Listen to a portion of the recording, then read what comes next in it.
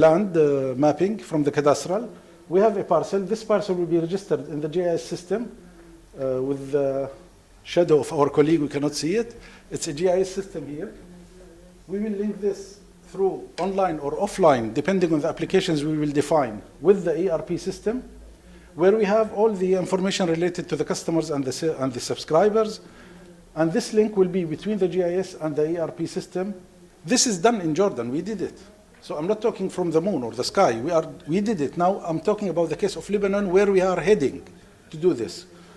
So we have the geographic address code of the customer in the GIS.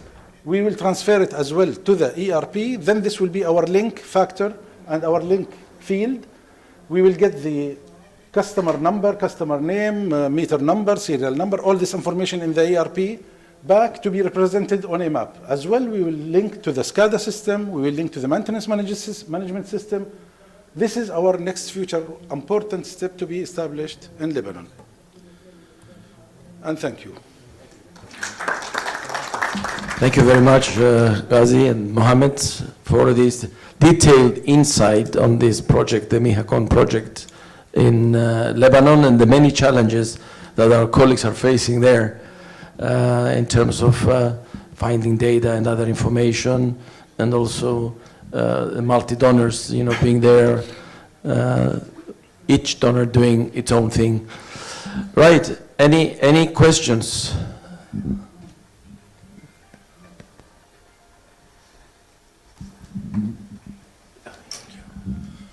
Good afternoon. I'm Gabi Nasser. I'm the Exploitation Director in North Lebanon Water Establishment, Lebanon, one of the establishments that Mr. Ghazi and Mr. Shafi'i mentioned in their presentation. First, thank you for this presentation, but I want to allow myself to clarify something for the audience about a couple of things that were mentioned in the presentations. In Lebanon, the water establishments were issued by the law 221 in year 2000, but they were not put into action until year 2005 when the decrees were issued by that year. So the age of our establishments in Lebanon is not that old. Effectively, we started working in 2006, and took us time in order to merge all the local committees of water that were scattered here and there. And this is why we find it's difficult, till now it is difficult for the data collection to be unified. Each water establishment has its own data. Till now, there is no merge of data in Lebanon for all the 5 water establishments. Although the bylaws that govern the work of the 5 establishments are similar, but there is a difference of the bylaws between one establishment and the other. With respect to the workers and the laborers and the administrative people and the engineers that work within the establishment, I want to clarify something for Mr. Shafi'i, that we are all eager to work. There is no people that are not eager to form a unit for, let's say, leak detection or pressure management or the GIS unit or any other unit. Unfortunately, the bylaws that we are now working under, they do not clearly state that in the organigram or on the chart of the establishment that there are units dedicated to such activities. So to make such units, a decision has to be done by the general managers, and these decisions have to be certified via the legal channels. This is not very much difficult. We can simply form or write or issue the decision at any time. The difficulty, it lies in the number of the employees that are working within the establishments. I can give you an example. for our establishment, the North Lebanon Water Establishment, we are, by the law, we are responsible for all the water sector. It means we are responsible for the potable water in all its subdivisions. We are responsible for the wastewater in all its subdivisions, and we are responsible for the irrigation water in all its subdivisions. Our organigram states that the North Lebanon Water Establishment should have 1,270 employees in order to be able to do our job in an area of governance that is around 2,004 kilometers square for all the water for the three sectors of water. We are now 278. So we are lacking 1,000. It means that if we are going to find units to work, like in Turkey, in Istanbul, in Jordan, in Cyprus, from where do we get the people? This is the challenge. We are working in the water sector. We are providing water for the people day and night with less than 1/3 of the organigram filled with employees. This means that every one of us is doing or performing more than one job. So of course, Mr. Shafi, if you are going to do more units, it means more job. At least you will find somebody saying in Arabic, "Uff." So this is normal. It's up to you to give them motivations. It's up to the program Miyahakum to find incentives. It's not up to us. It's not up to you. You have the money. You have the people. This is one thing. The second thing for the GIS, it's a very good plan. I have read the plan thoroughly, and we have sent you our feedback. We hope that we can apply it all. We hope. We are lacking data, yes. We are lacking base plans, yes. And our question, which is still till now being asked, what is the role of Miyahakum? Is it just a planning model, or is it found inside the project a mean to apply this model? When we say that we want to link the data from GIS to ERP, are we going to do it as North Lebanon Water Establishment with, let's say, another donor, or is the project going to do that? So this is the question that I've asked in Lebanon, and I'm re-asking it now. Thank you very much. Thank you very much, Gabi, for your intervention. I know, I don't want this to become a kind of a debate, but I fully agree with you. This presentation is about us. We had a plan. And then you see that the plan does not match reality. And this is the message. I mean, we could easily have done like many projects do in here in Lebanon and pretend that everything is perfect when it's not. But we are saying we need to listen to the utility from day one. When they say, we have a problem in hiring people. We shouldn't base our plan on hiring people when we can't help. The plan has to be matching reality. Exactly. This is what I'm saying. And this is exactly the point of our presentation, is that these donors, us and others, they have these high plans and it doesn't match reality. thank you. Ghazi, please. Just excuse me for just last comment related to the GIS activities and the integration. It's true that so far it's a conceptual ideas and designs. Nevertheless, I mentioned that in our next phase or next mission, it could be by the second 2 weeks of March. It's very soon. That part of this activity will be really to sit down with all the ERP people, UNICEF eventually for the call center and the SCADA system, Swiss, to sit down on the table and say what we have to do for the linking, conceptually I'm saying. Meaning, from this GIS to this ERP, we will have to do this and that, establish the applications, interfaces, and put them on the table. describe them in details. Otherwise, we will not advance. We will stay in the same point. Now, you will be aware of it in the north, south, and Biqa'. All of you will be sharing us with this discussion. We discussed with Jawad that you will have to have somebody from each establishment to discuss it with us. Now, the implementation phase, I can say that, okay, Miyahna will participate in some of them, the main important priority applications. We will participate in this. We will find the solution and the money eventually to get a third-party developer to do it. Yes, for sure. Now, more than this, it could be within Miyahcon or other donors will say, okay, this is my responsibility, I will do it. So, so far we are at this stage. Thank you very much, all. Thank you for your, for your intervention and for the answers. It's a healthy debate, but unfortunately, due to pressure of time, we need to move on.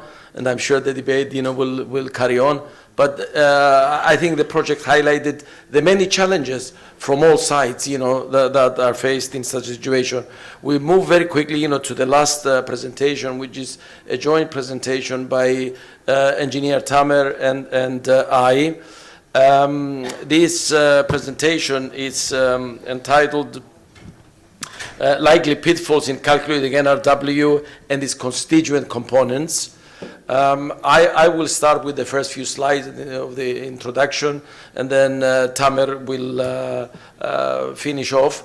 For those who don't know me, my name is Bambus Haralambus. I've been in the water industry for 40 years. It's a long time. I've 20 years I was technical director in a water utility. The last 10 years I'm in the consulting world. Have my own small company. Now, Tamer is a program development and water management expert, with extensive experience working in the management and governance in the fields of water, sanitation, and energy infrastructure. He has more than 15 years of experience working for donors, private and public sectors. Currently, he's working as a water sector governance advisor in the Water Management Initiative project funded by USAID with Tetra Tech, and leading the governance component of this project. So very quickly we go into our presentation, the likely pitfalls in calculating non-revenue water and its constituent components. Now, just to set the scene, we have 5 main components. The need for standardization. We need some common language. How the International Water Association with their water balance is providing that common language for everyone. And why percentages are misleading? We're using continuously percentage. So many, 20, 50, 30. So we're going to explain in this presentation why this can be misleading in terms of the actual performance of our organization, the appropriate performance indicators that should be used, and some international perspective. Now, the need for standardization, I think, is common sense for everyone. There are many different definitions. We'd like to have common definitions that are understood by everyone in the same way. So our tools, terminologies, indicators are the same and understood in the same way. So there are challenges in that.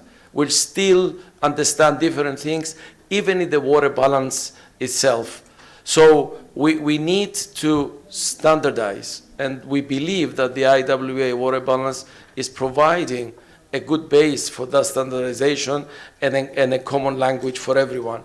It will also allow performance improvement and target setting within the utility.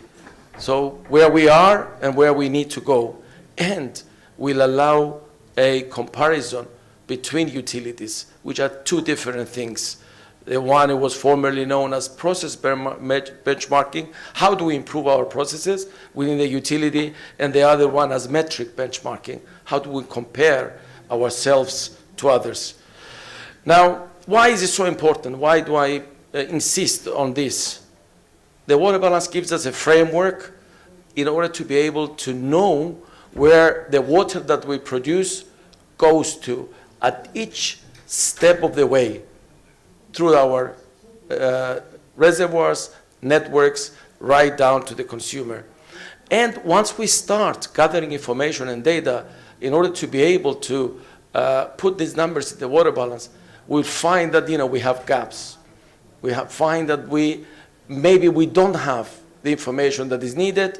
Maybe the information is not accurate enough. So we are going to make assumptions, and then this is where the situation gets very difficult. Accuracy of assumptions, etc. So the water balance will help us identify these gaps, and hopefully will solve them. And it creates awareness of where we need to focus.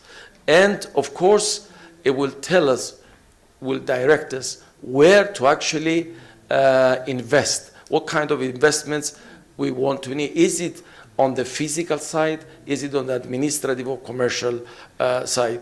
So it's important to understand this tool that we have, and it's internationally recognized now that it's a good basis, to start looking into our operational efficiency, the operational efficiency of the utility.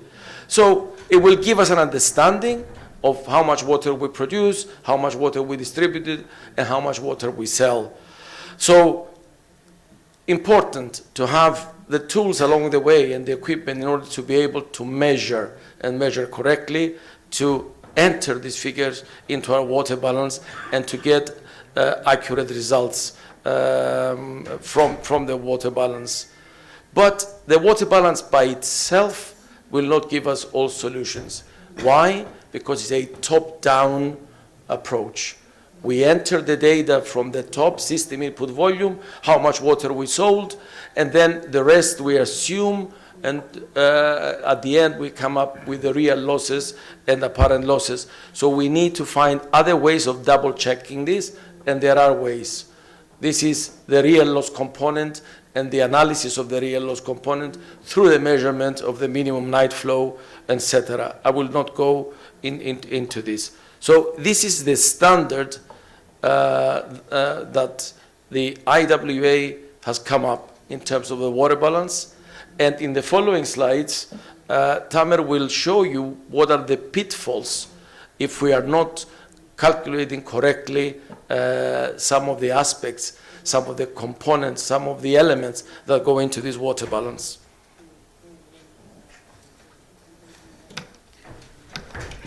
Thank you, Pampos. So everybody is knowing the IWA water balance.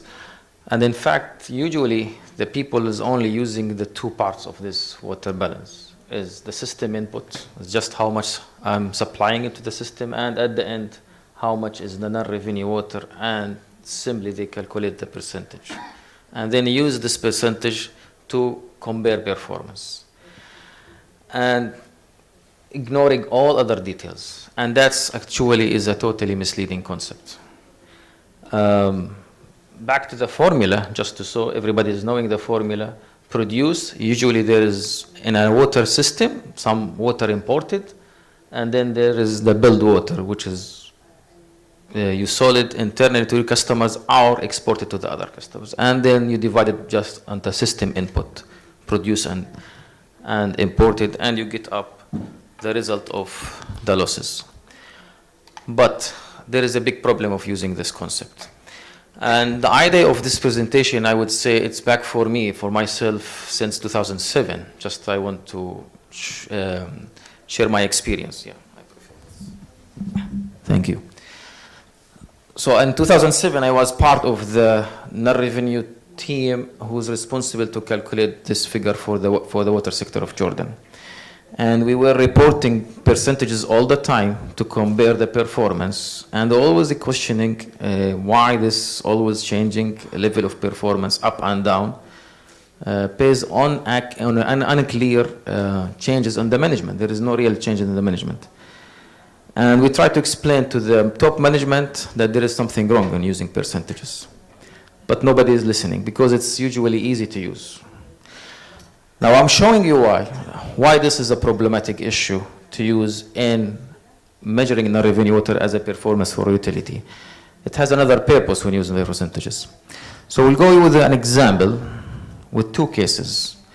Two water systems that have exactly the same water supplied at the end as a net water supply.